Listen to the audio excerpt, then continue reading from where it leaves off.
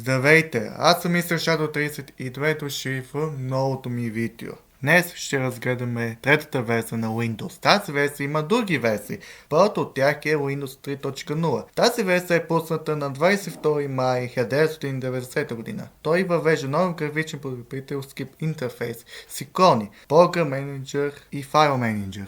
Поддържа Real Mode, Standard Mode и 386 Enhanced Mode за по-добра многозадачност. Интерфейсът му конкурира този на Macintosh. Отличава се с подобрена многозадачност, персонализация и управление на паметта, постигайки 10 милиона продажби. Преди да преминем към Windows 3.1, ще разгледаме специална версия на Windows 3.0. Това е Windows 3.0 with Multimedia Extensions. Пусната през 1991 година. Тя добавя поддръжка за аудиоустройство, MIDI, CD-ROM, Windows Media Player и Sound Recorder, с което поставя началото на мултимедийната ера в Windows. Следващата версия е Windows 3.1.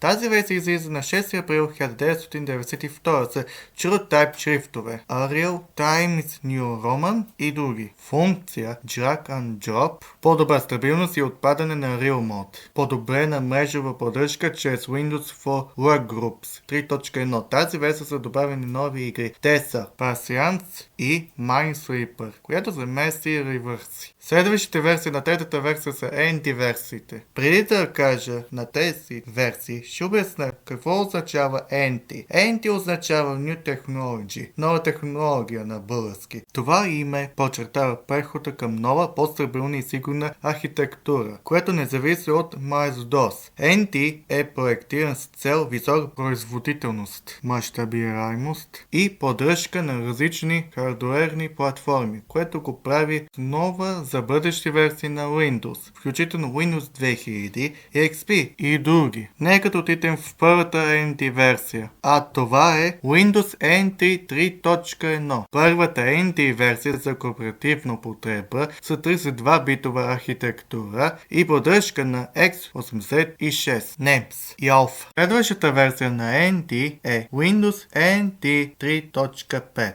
Тази версия се фокусира върху производителността и оптимизацията. Има подобрена мрежова поддръжка с вградени интернет протоколи TCP IP, въвеждане на Remote Access Service. Общи черти на NT3 версиите са NTFS, файлова система за по-добра сигурност и стабилност. Преди да приключим това видео, ще покажа една таблица с ключовите разлики в тези версии до тук.